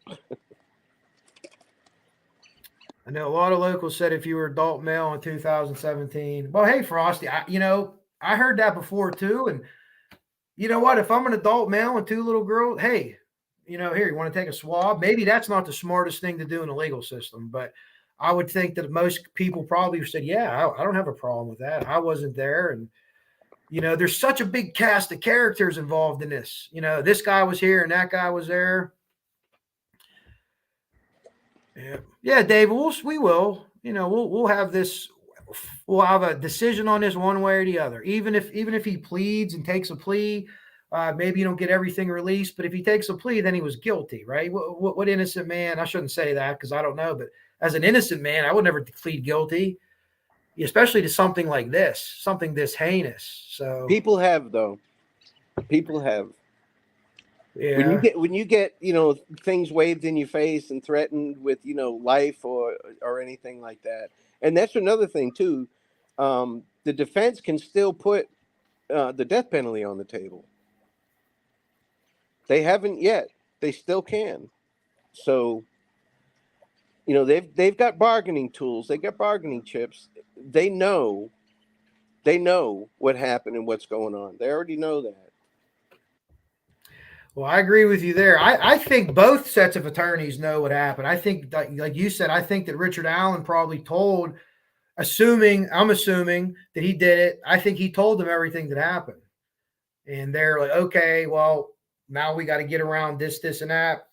whatever else was found in that house. Now, you know that what they took. You don't know the results of anything, though. Like, they took phones, they took a knife, they took gun, they took this, they took that. But we don't know what the results of any of that was. So when people say, well, listen, here's the PCA, here's the search warrant, there's nothing in there. Well, all it tells you is what they took. It's receipts for what they took. It doesn't say what was on the phones. It doesn't say when they tested this for DNA or for blood or for hair, what they got. It doesn't say any of that. We don't even know what they did with it. So I just caution people on that. When you read that, that's just receipts for what they took out of the house. It doesn't mean we don't know what they got from that, and I guess that's something we'll find out in court, what they got from the phones, or if they got DNA, or if they got whatever, whatever they got, if the motorcycle cover and everything else.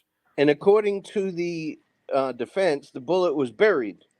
They had to dig the bullet up and all that. I'm here to tell you, dude, they had chain of custody. They took pictures of everything. They know what the hell they're doing.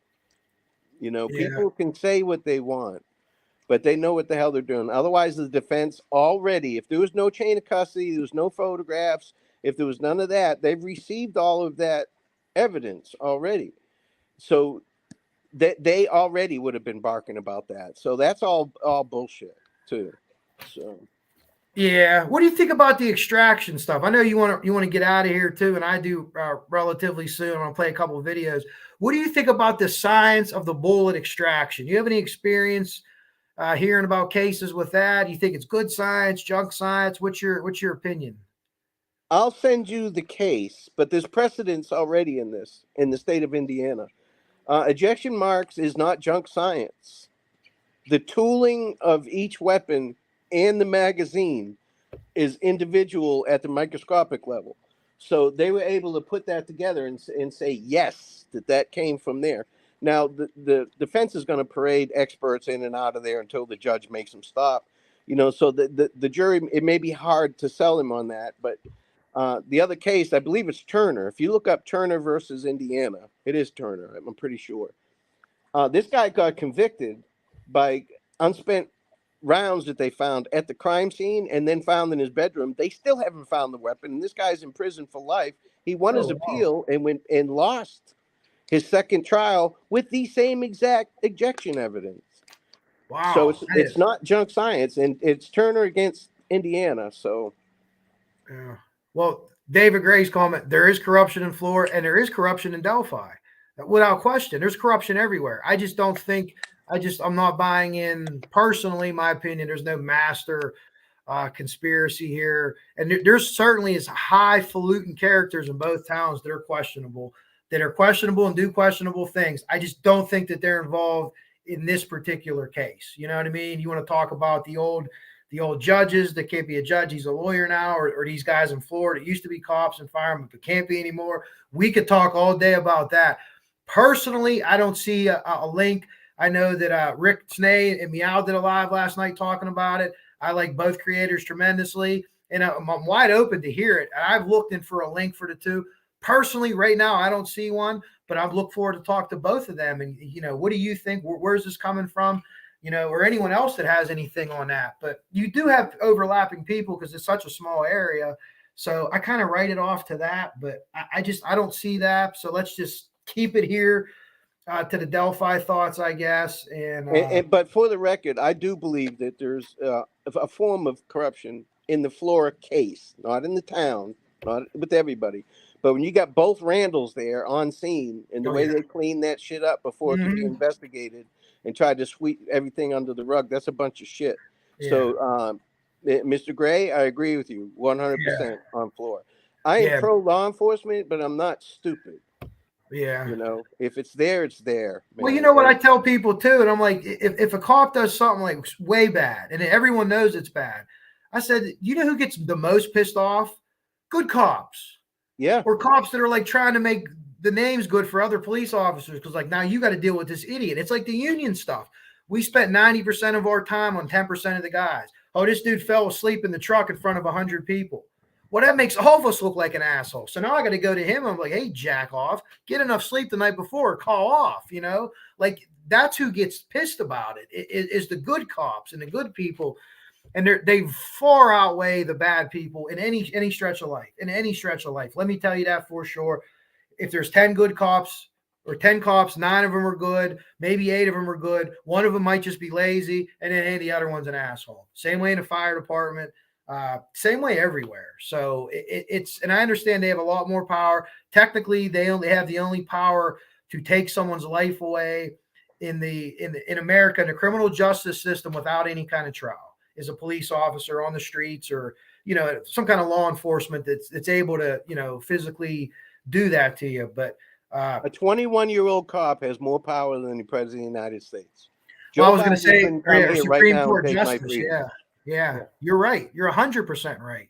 Yeah. Yep. So, but even good cops, I'm retired. I have a lot of retired friends, and without fail, if we were all sitting around and you were a young person talking about getting into law enforcement, every one of us would say, don't do it. Yeah.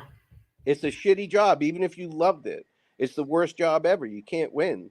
You either can't get there fast enough. The bad guys don't like you for obvious reasons, but the good people, they get upset because, shit like this happens. Well, we have a constitution in this country, and we have to abide by it.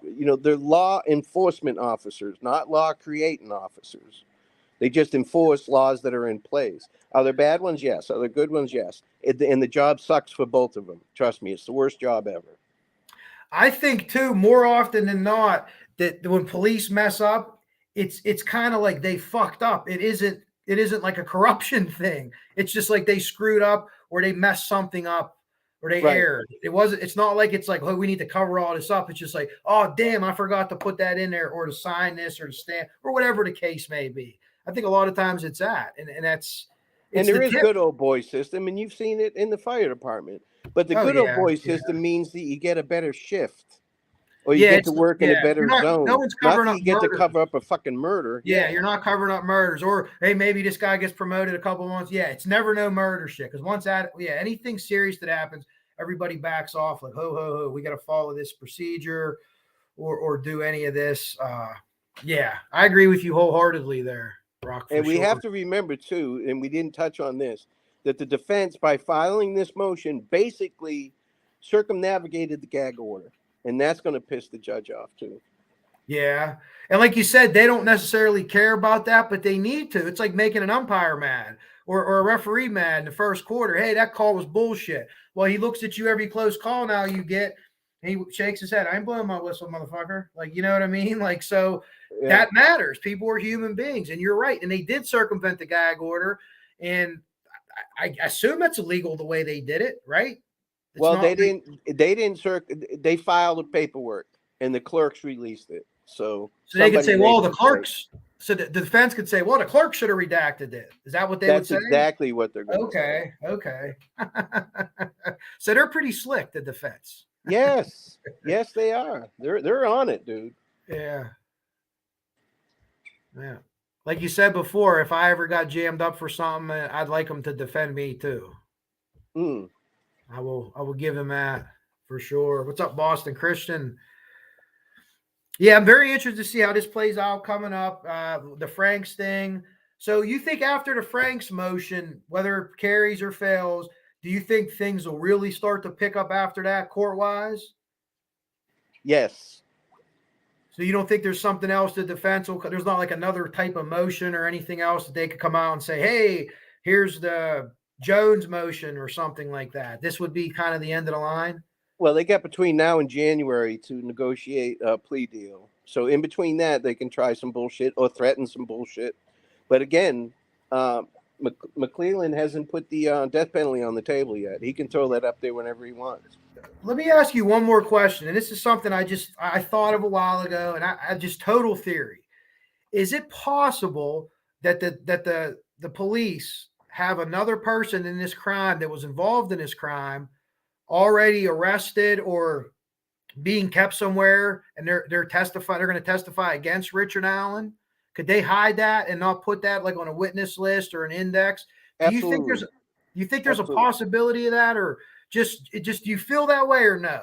Yes, absolutely. Because I thought that before too. I was like, I wonder if they already have someone that's not being talked about, because no one's like, it seems like, well, if they know they got Allen, and if you did it with Allen and you were involved in that little crew or whatever, however many it was, 2 guys, 10 guys, whatever it was, you would start destroying shit by now. So I would think they would try to go run those people in, unless maybe they have someone already and it's just interesting to think that way. So They don't have to disclose it. Like, journalists have sources, right? And they protect those sources at all costs. Law enforcement doesn't have sources. They have CIs, confidential informants, who basically go into a witness friggin' protection program. They don't ever have to say who their CIs are. So if they have a CI, that CI could be in prison right now somewhere. Oh, I see what you're saying. So he could just be a general CI feeding information on this case for maybe help. Hey, help me over here with my whatever I got going on here. We'll keep it quiet. We'll put this case through, and then you'll just be let out of jail one day after the hearing or something like that. Is that what you're saying? Yeah, if you went to the police and said, hey, this guy told me that he killed this person, that's hearsay. Mm-hmm. Now, if you wear a wire and you talk to this guy and you get him to say that, and then law enforcement says, well, we need him to also say that he was at the scene or whatever, and you do it again, you're a CI now. You're no longer a witness. Now you're working and cooperating with police. You're a confidential informant. You're not a witness anymore. And there's a big difference. Okay. Big difference. Oh, well, that's interesting too. Yeah. I didn't think of that angle. I thought it maybe somebody was actually like they was involved directly with them, and then they got to them, and but we don't know that. We won't know that. There's so much, guys, that I don't think that we know, that it's so hard. It's hard, to be fair, to make a determination either way, but especially jumping on like the defense thing, and it's human nature. They just put it out. It's salacious. It's a lot to read. When you get through it, you felt like you read like a small novel, and it's coherent. It's coherent. It might be a little bit unbelievable at times, but it's coherent. It isn't like, they're over here and then they're over here. They weave quite a tale. And there's at least 2 CIs that we know of just from the index. Yeah. We know there's at least 2. And there's 23 more pages of index out there. I agree with you too. We don't even know how many. Right. Shouldn't and we won't. We shouldn't. Yeah, the defense is releasing all this information, not the prosecution. And people that are saying, well, this all comes from the prosecution. No, it comes from the evidence that they have against Allen, and they're picking and choose, cherry picking, and then spinning this tale. Yeah, and I didn't one of the defense rebuttals in one of their numbers there say that they didn't get this information from the information the police turned over, where maybe they got well, I guess they got the information, but there was no theory like that. Hey, we invested this guy, and that guy. Well, with how many tips they got, how many people do you think they investigated? Are they going to keep filing Frank's motions? Like, well, you have interviewed 100 other people too. And they don't have to disclose that. That's none of the defense team's business who they're looking at. What the defense team's business is to defend Richard Allen, who the prosecution is saying is guilty of murder with the aggravating factor of kidnapping. That's what they have to defend. Anybody else that's involved is none of their damn business. Law enforcement is saying that he did this and we can prove it, and here's what we have to prove it. So create your defense around that, and good luck to you. Well, what about these other guys? That's none of your fucking business. That's the way it works. Okay, I didn't realize that either. Okay, that's good information. David Rogers, I got to tell you, I haven't heard of Teresa Burns. If you want to send me anything, I have a lot going on, but I look at everything. It's Kevlar148@hotmail.com. I haven't heard of that case, but listen, people were saying Indiana, Carroll County, it's corrupt. Look at it. I got no defense, man. There's some fucked up shit that goes on there. 100,000%. It's beyond bizarre. But yeah, I don't, no offense to them. I don't think that these people are just, they're not going to be able to put this giant mega conspiracy together out there. I mean, Elvis Fields, come on, guys. Like that. I feel bad for that guy. He could be going around saying horrible things, but the elevator just ain't going to the top floor anymore. I don't know if he had. That's not his fault. No. I don't know if he had some kind of injury or something like that. But to me, when I see people like that involved in this, in the defense's, idea what happened, they're really, really grasping at straws. I mean, I don't know. That's just how I view it, though. It just. I'm glad I retired in 08 before all this internet bullshit. Oh yeah, for sure. Things have gotten a lot worse. With the treating of the way the police are treated, the way society is now, it's you could do. I see it every day with our guys. They could do no right. You know, like hey, we get called for a call, we get it. We try to do what we can do. We're gonna get motherfucked. That's fine. We just don't want to get killed. So Yeah, like our police are like, we'll accept getting motherfucked. When I was a kid, if you motherfucked the cop would whoop your ass. The cop would take you home, and then your parents would whoop your ass too.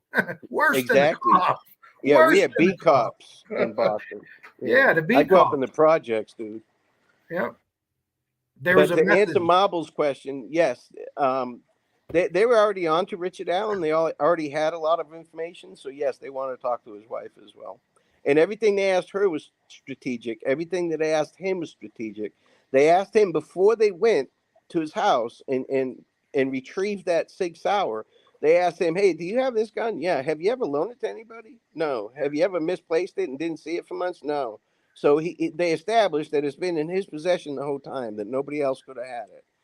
And they do that shit for a reason. Now, when you're answering these questions, you don't realize what they're doing to you because they're professionals. They're trained to do that. Yeah. So, he fucked himself there, and his wife fucked him too by saying, oh, yeah, we have all that stuff. Yeah, go look. It's in the closet. Yeah, we still have it. She said, yeah. Yeah. So Louise, what I'm gathering from this is the defense the Frank's motion said that he was there from 12 to 1:30. The police, and according to the police, Richard Allen himself said he was there from I think it was 12:30 to 3:30, if I'm not mistaken. This 12 to 1:30, the first time I ever saw that was in the Frank's motion. Exactly. And that's where people are getting shit confused. Even during the initial tip from 2017, he said he was there from 1:30 to 3:30. Yeah. So as far as I know, Richard Allen himself never said it was 12 to 1:30. It was the defense. But if they use the 12 to 1:30 here, like they did in the Frank's motion, then they would not be able to use those witnesses that saw him at 1:30. I think it was 1:30, walking towards the bridge.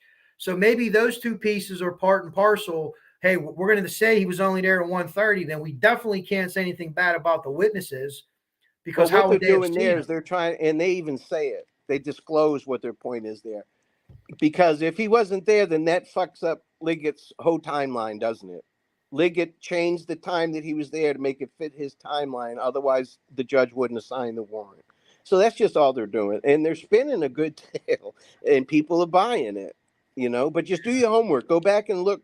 The information's there. Go back and look at what's available. The PCA, the original tip, all the interviews with law enforcement, and even with the very first interview with the defense attorneys, they said, oh, yeah, well, they're saying about another person involved. Instead, right away, like one of the first things that came out of their mouth. So what's that tell you?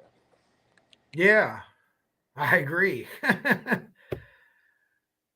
Yeah, a lot of good questions here. Well, a few minutes here. I'm going to wrap this up. I'll do another one. I'll save the videos. We're already over an hour and a half, and we're having really good talk. So I don't want to stop that with a couple of videos. And I'll share them too on my community page. It's John Kelly profile or Pat Brown profile, or not the Delphi resident. I always tell people, well, I must be way behind on chat because Frosty's just laughing about French lick. Yeah, he's commenting OJ. Yeah, OJ, although he does give sound fantasy football advice. Did you see someone ask OJ about the Murtaugh trial? And he actually was like, I don't know why people think I would be an expert on that. Well, but OJ gave his commentary on Alex Murtaugh. So there you go. America. Yeah, he would know. He got married again. Who, OJ? Yeah, he figured he'd take another stab at it. Oh, goodness gracious. I should have known something was coming from you on that. Because I can't imagine anybody's marrying OJ. He came, not a guy, not a girl, not nothing. You're not, no. OJ, you're not. Right. Another and stab. That's okay if you question the validity of the evidence. When it comes out and when you see it, it'll all be clear to you. Law enforcement keeps this shit close to the vest for a reason. And this is exactly why. Look at all this bullshit because of the defense putting out this Frank's motion. What's up, Kathy? Kathy is here. Well, Kathy can tell you quite a bit about Flora, and one day we'll do that again too. She's Hi, very Kathy. good friends with Galen, and Kathy's a sweetheart too. I got to meet her. That was nice. Kathy's a sweetheart, but she don't take no shit either. No, There's I didn't get that feeling at all. some things I might not supposed to be know. I'm not supposed to know, but she's not afraid to go after public officials or attorneys or anything like that. Let's just say that Kathy don't mess around. So she's a loyal friend. That's for sure. Yeah, she's a good friend. I wish we all had a friend like Galen has with Kathy. 100% for sure. I still have two friends I haven't even used yet. Oh. David, people who don't live in this area really don't know. Well, ultimately, David, you're right, because everyone that's from a town or from an area knows better. And if you're from there, I'm guessing you are. I don't know if you are. I could see if you take offense to when people are talking about the county or the city. People talk about my hometown, McKeesport, because it's rough. It's rough and tumble.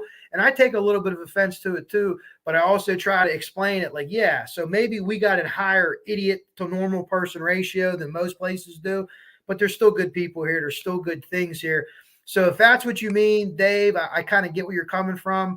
But we get all this that comes out, and especially with Flora, the stuff and the people that are running things there.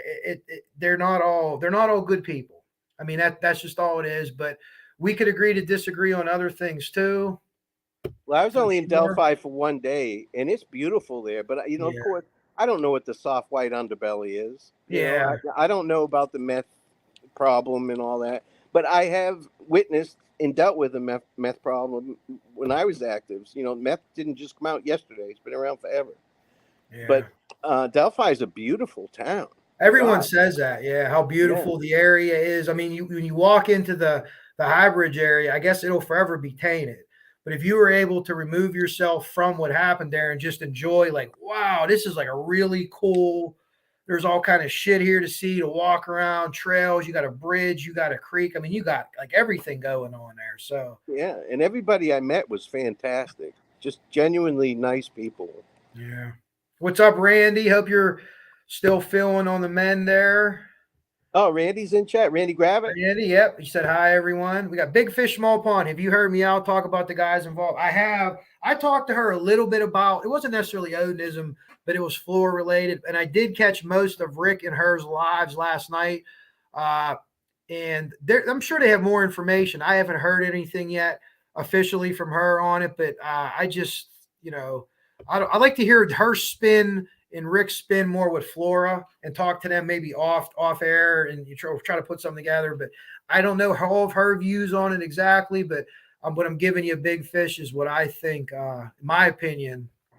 And Meow knows the history of the county, the town. Yeah. Oh, yeah. I mean, she did her research. Yeah. So when she said yes, she put me on a couple of different odd things with Flora too, and we went back and I was she's very thorough. She had the charts for the creek. The first person I saw, the tides and stuff like that, what we could figure exactly how high it was on those days. And she explained the tide charts, which to me was like speaking Greek, but she did a good job. Louise, I love you too. We and her have been talking a lot behind the scenes. She has a lot of good topics, good information. She's awesome. Yeah, I'm going to get, they have to prove this. Prosecution have proved his guilt. You're assumed innocent, 100%. He still is assumed innocent until he's adjudicated one way or the other. But I think that you think he's innocent and we think he's guilty. So maybe we just disagree on that, and that's okay too. In my opinion, means nothing to the system. Yeah. Nothing. Oh no, and believe me, I don't think due process is important. I believe in due process. Yeah. Like I said, if I was in his spot, I would want these attorneys. Yeah. And he hasn't been found guilty by a jury of his peers yet or taken a plea. So he is innocent. Absolutely. He's a pre-trial detainee right now. Well, hey, y'all, I don't know what part of Michigan, but I'm a huge fan of the team up in Ann Arbor, not in East Lansing, by the way. Stepha's here. What's up, Stepha? So, Rock, I'm about to wrap this up because I'm making chicken stir fry tonight. Okay. One of my favorite meals, gluten-free, of course, because I can't eat any gluten. But before I'm going to let you go here, but before I let you go, I want to thank you for coming on and answering questions. Guys, if we missed your question, we're sorry. I gotta put this up, Ruckus. You can answer it or not because it's a good question from Big Fish in a Small Pond. You read it? Let me see. Hey, Ruckus, what do you think that made Coy Cox interested in Delphi? Or is that something you don't want to talk about? I talk with Coy still. So we've talked about a few things. It's a good question. Yeah, it's a great question. But he knew when he came here that there was no connection. He was here for another reason. So Big Fish, I hope that helps you out. That's a Stevenson investigation. If anyone's interested in that's another case. Coy Cox is really good. Ruckus had him on. Go watch the show with Ruckus on him. Steffo with some legal stuff there. I'm happy with everyone to post any kind of legal stuff. Yeah, Jinxie's doing better, guys. She's not in here, I don't think, right now, but say a prayer too for Jinxie. She's on the mend for sure. And anyways, I had to put that question up because that was a good question, Ruck. That's no, I love Big Fish. She's cool as hell. Really, well, I didn't know if it was man or woman. That's a really good question, and it's one I'm interested in too. And listen, Ruckus won't even tell me what's going on there, so I don't know, but I'm definitely interested, and it's an interesting case. Alex Voorhees worked it too, our buddy. But before I let you go, I want to thank you for coming on and explaining all this. You helped me a ton. Explain the procedural stuff in jail, and just like the way that detectives and police think. You keep doing your good work with Mr. Steve and everyone else. I know you work in Evansville. You probably don't have any. You're knee deep in that. You and Steve are going to get that case to fall. I keep telling everyone that it's solvable. Yeah, well, you're bringing awareness to it. I didn't know anything about it till you guys went out there. I heard about it.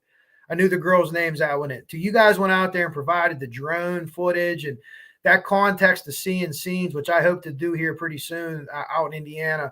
It gives you so much context about a crime scene. It's almost essential to do it, I think, seeing that. But anyways, before I let you go, anything else you want to say about Delphi, about your channel, about yourself? One thing before you start, guys, people in the comments, or let Ruckus know, we need coffee mugs that say I do what I want. Can everyone email Ruckus or tell him we need coffee mugs that say I do what I want with Ruckus Rocks on them, because that would be the most awesome Ruckus Rocks piece of merchandise, in my opinion. So maybe people in the chat, maybe it'll email you that. Ruckus Rocks, I do what I want coffee mug. But I'm going to let you go here. I'm going to let you say what you want to say about your channel, about Delphi. And I thank you very much for coming on again, my friend. So take it away, Ruckus. All right. Thanks for having me on, Kev. It's always a pleasure. I've been trying to get with you here for a little bit, but, between your schedule and me doing nothing, we haven't been able to hook up. So I'm glad we're able to finally get together. I don't do a whole bunch of lives, as everybody knows. I don't talk unless I think there's something we're talking about. If I have information that's pertinent to the case, I call law enforcement, not announce it on YouTube. So some stuff, I have to keep to myself. It just is what it is. I know you don't like it. I should keep my mouth shut and not say. I should just play stupid like I don't know anything. But I try and keep my subscribers abreast of what's going on. Yeah. But other than that, thanks all you guys. Thanks for the great questions. You guys all rock. I'm not upset with anybody. People that disagree, I'm fine with that. No worries. Yeah, I agree with you the same way, Ruckus. And again, if we missed your comments here, I'll do my best to get to them. I usually go an hour and a half. We went an hour 45 because today was really, really great. Thanks everyone for coming in. Thanks to Ruckus, as always, my guy. After today until Monday, though, we might not be as friendly because we're playing each other in fantasy football this week. And Reg Dunlop made multiple hilarious comments in here that I didn't talk. I laughed if you watched me read them because Reg is Reg and we love him. But I hope everyone has Reg is Reg. That's the best way to say it. But I want to thank everyone so much for joining us. I hope we put out some good information for you, help you think a little bit. I'll share those videos that I was going to share here in my community page, but I'd much rather talk to Ruckus and all you than watch videos, even though they're good videos. So I'm going to say sign off to everybody. And before we go, we're going to say tentacles. And when we say tentacles on my channel, we drink, because that's just funny, and tentacles and Doug Carter. So that'll be all. Thanks to the chat. Thanks to my man Ruckus. And I'm going to get out of here right now. Everyone have a great Tuesday and a great rest of the week. I'll talk to you all soon. Coach Cat.